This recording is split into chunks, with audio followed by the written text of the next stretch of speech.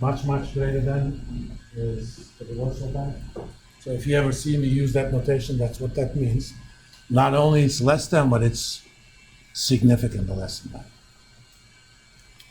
And you're thinking, well, as a creditor to Dell, I should be worried about it. No, because Dell was notorious and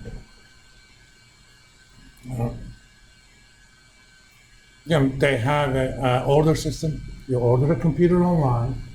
They almost never sold anything outside online. You order a computer. Their system gives out the orders to each supplier. They get the screen from somewhere. They get the graphic chip from somewhere.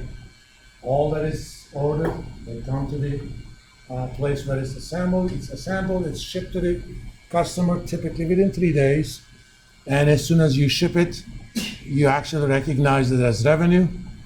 And these guys got their sales either as cash or on credit card. So they didn't have any receivables in that sense. But they kept paying their suppliers over 90 days. That means they always have a lot of accounts payable, but not much on inventory because it's almost just-in-time delivery system, and not much on accounts receivable. In that case, if you go by the book, Dell is not a good short-term credit. But if Dell had obligations, and they did, all they had to do nowadays, go to a bank and say, how about you guys give me a line of credit for $1 billion? Line of credit is very different from a loan. When you get a loan, you literally get the cash now, and as soon as you get the cash, interest starts accruing on it. In a line of credit, it's bank's promise to you that when and if you choose, I will lend you up to $1 billion, but it's up to you when to use that loan. It's a facility. So if I can get $1 billion in line of credit, there's no reason for me to keep $1 billion of cash around to meet my current liabilities. But unfortunately, things like lines of credit are not recorded on the balance sheet themselves. You can find them in notes to financial statements. They're called off-balance sheet items. Just because something is off balance sheet doesn't mean it's not important. So if you're doing this, for real as a financial analyst, you're gonna go back and figure out those lines of credit and treat them as if they were current assets for the purposes of currentization. So it doesn't mean as much these days, but if you're a startup, even your line of credit probably is suspect, because those lines of credit can be revoked pretty much any time. But if you're Dell, that is extremely unlikely to happen. But if I'm a startup and banks decide that, no thank you, I don't want to do business with you anymore, then that could go away. That alone, that fear alone, created the environment for Silicon Valley Bank to go down. Silicon Valley Bank did a lot of business with tech startups, tech venture capital and stuff. And a lot of their clients, they basically dominated lending to tech startups and venture capital. A lot of their clients kept their monies in Silicon Valley Bank as a consequence. And about 90% of their deposits were deposits from such clients. But there's a difference between deposits of those firms and you and I's deposits. Up to $250,000, my deposits are federally insured. But if, as a firm, you have $5 million in there, and Silicon Valley goes down, FDIC gives you back only $250. You lost to $470. And when the news that Silicon Valley tried to do a capital raise and they failed, That's because they haven't managed their interest rates properly. I talk about this as a kind of case study in Finance 301. These firms are afraid, because if it goes down, they may lose their cash. Or if they have credit lines, Silicon Valley may say, "Oh, sorry guys, and I have to worry about my own skin." So they started withdrawing money. And banks, by their very nature, are very leveraged entities.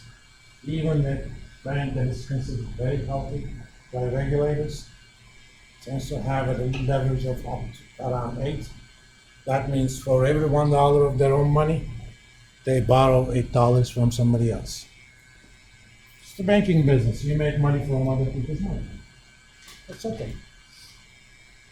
And suddenly, their liquid assets could not cover the deposits, and Fed decided, Fed was the regulator, that they're going to take him in, but in order to kind of minimize the risk of a contagion, because this firm had assets over $200 billion. They said, okay, they're going to cover all the deposits. And that was one of the reasons, the biggest culprit for why SVB went down was the managers, because they didn't manage the interest rate risk effectively. The second responsible person was Trump. That was a law that passed in 2010. It's known as the Dodd-Frank Act.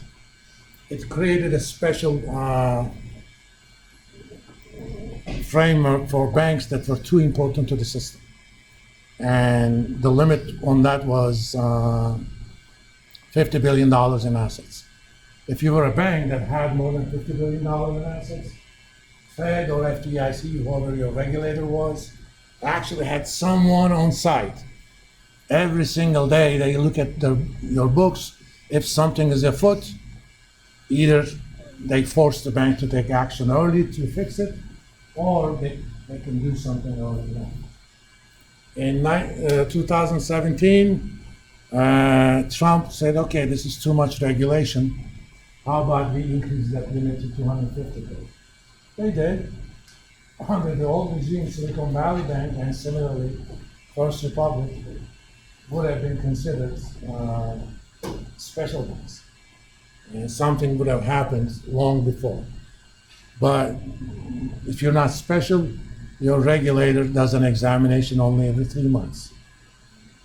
Stuff happens in banking stuff in 2 days.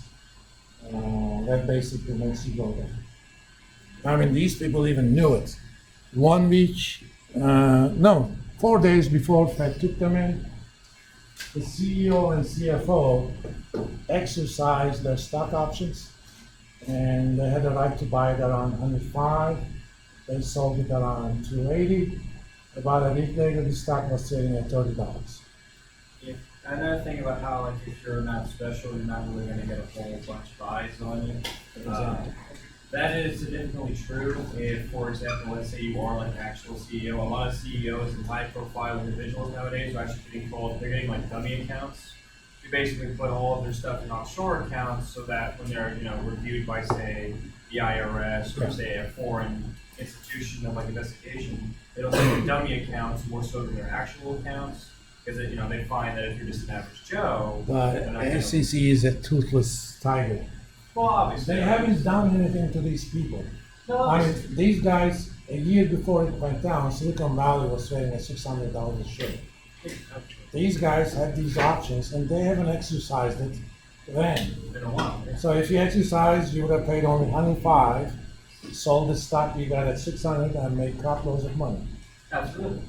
But now, suddenly, they say it's 280, they're exercising. They knew it was coming. Yeah. I mean, I've done some consulting work for Silicon Valley as part of a project. And one of the things, he's serious, I told him that he's got to do something about managing the risk of T-bond portfolio that they use as liquid assets because they have a lot of uninsured deposits. We told him exactly what would happen if interest rate jumps about 1% Absolutely. within a year, and it did, since they haven't done any of them. Yeah, it went down. Anyway, you want it to be greater than 1, and you want it to be significantly greater than 1. Okay, there is alternative ways of looking at that. Sometimes we say not all current assets are created equal. Okay? Cash is a lot more liquid than accounts receivable, which is a lot more liquid depending upon the firm, inventory.